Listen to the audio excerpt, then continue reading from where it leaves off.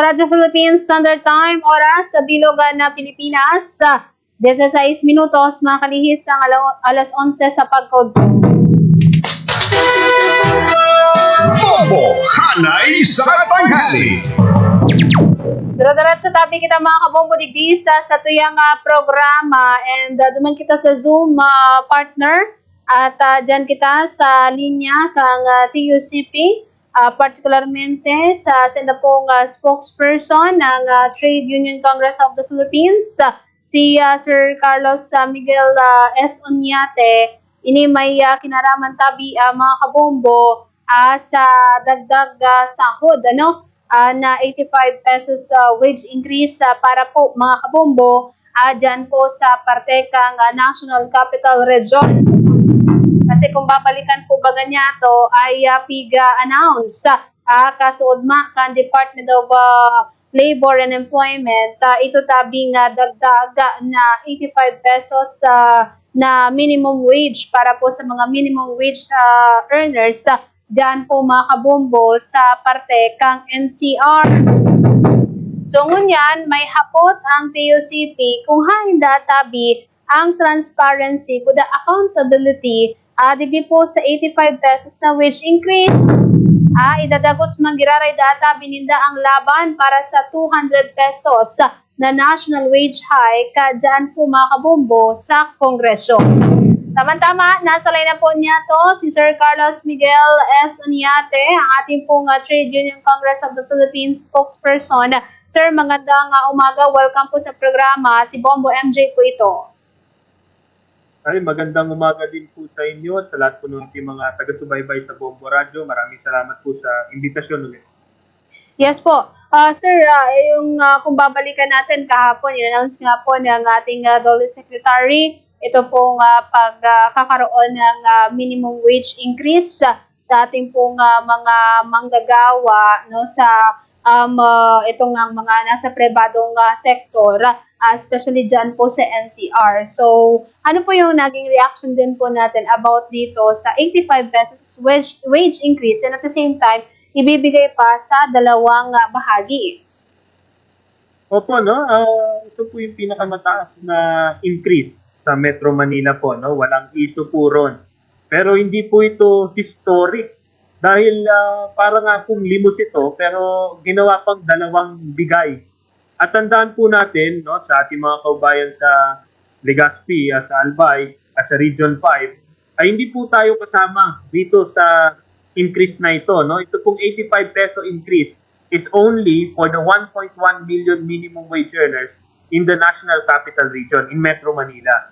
Meron po tayong higit 4 na milyon na minimum wage earner outside Metro Manila who will not benefit from this increase. Not to mention na yung 85 pesos po ay kalahati lamang ng 200 pesos legislated wage increase na hindi lamang po sinusulong ng TUCP, kundi napagkasunduan na ng Kongreso na after ng SONA may lalabas na substitute bill para yun ang eventually ipasa sa plenaryo sa House of Representatives.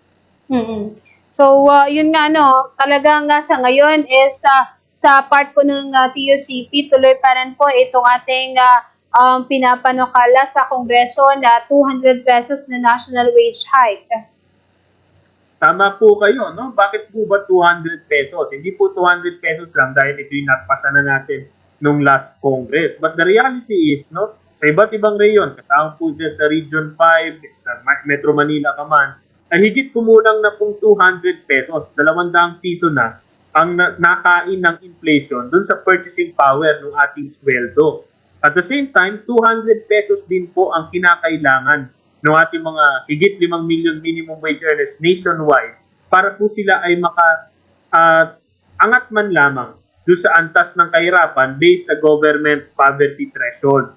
At kami po ngayon ay mas malakas po ang loob namin, baka kasi akala ng Department of Labor and Employment at nung ating Metro Manila Regional Wage Board na dahil nagbigay sila ng 85 pesos ay hihina na yung laban sa Kongreso at Senado ng wage increase. Hindi po yan totoo sapagkat ngayon po may higit kumunang 20 na panukalang batas para sa legislated wage increase. Hindi po pwede matatapos po yung 20th Congress nangiisa dito sa mga panukalang batas ay hindi po uusad. Kaya umuusad na po yan sa House of Representatives at after po ng SONA, dan po natin naabangan na sana po umabot na sa plenaryo dahil hindi na po recess ang Congress by that time. Mm-mm. Then ano yung masasabi ho ninyo since iniisip kasi ng DOLE and ng Regional Wage Board, ito talagang kumbaga allegedly is negosyo kesyo sa tao, no, o sa mga nagtatrabaho. Kasi sinasabi nila kapag nagtaas ng pasahod, talagang iniisip po itong mga business owners na baka hindi kayanin ito pong pagbibigay ng mga pasahod po sa kanilang mga empleyado. Precisely, yan po yung mga pinag-aralan na natin at pinag-usapan nung back in the 19th Congress, no? Sabi ko nga, no, yung 200 pesos, kinumpute na namin yan, 9 to 15% lamang yan ng annual profit ng ating mga negosyo. Ikaw man ay pinakamaliit hanggang sa pinakamalaki. Ibig sabihin po, kahit yung 85 pesos po na wala pa sa kalahati ng 200 pesos, lalong kayang-kayang i-absorb. Dahil nga yung 200 pesos, kaya rin ng ating mga negosyante. Ang punto ho rito ay hindi yung kakayanan ng ating mga employers na ibigay itong aumento na ito, kundi yung kanila pong kagustuhan na mag-share ng portion ng kanilang kita. Kasi madalas natin maririnig, sasabihin nila, ipapasa na lang namin yan sa dagdag presyo o kaya magbabawas na lang kami ng empleyado. Ang punto mo doon, ibig sabihin, ayaw nilang i-recognize yung cost of doing business na kailangan nyo po magbayad ng sapat na sahod para yung ating mga manggagawa naman makaagapay at makapagtrabaho din po ng maayos dun po sa ating mga kumpanya. Dahil ang gutom po na worker, ang gutom po na manggagawa ay hindi po productive na worker yan kailanman. Yun yung sinasabi na kapag tinaasan din, syempre ng mga negosyante, itong kanilang pasweldo sa mga tao nila, pwedeng yung epekto din ito, tataas din yung kanilang presyo ng mga binibenta, mga produkto dahil nga sa dun din sila kukuha ng kita ulit nila para maibalik yung naibigay nila dyan sa mga dagdag na pinasahod nila sa mga empleyado. No, maniniwala ho sana tayo kung ang portion nung hinihingi nating aumento halos malulugi sila. Wala po malulugi na kumpanya dito po, no? Not to mention the fact na yung ating pong mga micro-enterprises, sila po talaga yung maliliit na talaga po napaka-valid ng concerns. Pero sila po automatically exempted from the minimum wage legislation or pati mga minimum wage increase na binibigay ng ating mga wage board. Ito po nga ay kakarampot lamang po nung kanilang tubo, no? Hindi nga mauubos yung tubo nila, mababawasan lang. Even tignan natin yung annual survey of Philippine Business and Industry ng PSA. Ang compensation doon is just around 5 to 6% of their net profit na yon, of yung kanilang kita ay wala pang 10% yung pasahod. Kaya hindi po totoo, no? Ang totoo pong magpapasaran, totoo pong magpapataas na mga presyo ay palagi ang mataas na presyo ng kuryente. Napakalaki po niyan as a cost of production.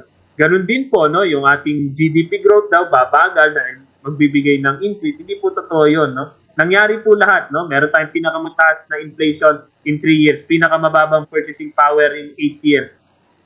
Yan po ay dahil dun sa ating ekonomiya na humihina lalo dahil sa corruption. So ngayon, ano po ang ating mga kumbaga gagawin pa ho, aside nga dito sa mga panukala sa Kongreso, yung tinutulak na 200 pesos sa nationwide wage hike. Ano po ang ating mga ipapanawagan pa po nang sa gayon matulungan talaga ating po mga manggagawang Pilipino na magkaroon na ng pantay na mga sweldo, and of course ito pong makamit na din yung kakulangan sa kanila pong mga pangangailangan sa araw-araw. Opo, no, lagi namang kambal ngayon yung laban at panawagan ng TUCP para sa ating mga manggagawa. Siyempre, yung dagdag sahod, isa batas, no, yung 200 pesos, talagang kongreso na lamang ang inaasahan natin magbigay ng aumento sa sweldo na ganyang kalaki. At the same time, tayo rin po ay nananawagan sa Pangulo na i-certify din as urgent o i-prioritize, hindi lang i-legislated wage increase, kundi pati yung usapin ng pagreforma sa income tax, no? Napakataas po niyan at alam naman natin kung saan napupunta yung buwis ng ating mga kababayan, no? Hangga't hindi po fully nasusolusyonan niyang korupsyon na yan, ay dapat po repasuhin natin itong income tax system. Gayun din po, no, nakakalungkot man na sa mga iba't ibang reyon outside ng Metro Manila na para bang Maynila lang ang Pilipinas, buwan-buwan at taon pa po ang hihintayin po ninyo bago magsimula po yung public hearing towards the wage order. Gayun pa man, nagko-commit po ang TUCP, no, na magpapadala po kami ng mga representante para i-argue na ang kinakailangan po ng ating mga manggagawa ay 200 at hindi po barya-baryang hulugan. Alright. Thank you so much po, sir, sa inyo pong mga comment about this. Maraming salamat po sa inyo pong oras. Maraming salamat din po at mabuhay po kayo. Mga kabombo, yan po si Sir Carlos Miguel Elsoniate, ating pong tagapagsalita ng TUCP o Trade Union Congress of the Philippines.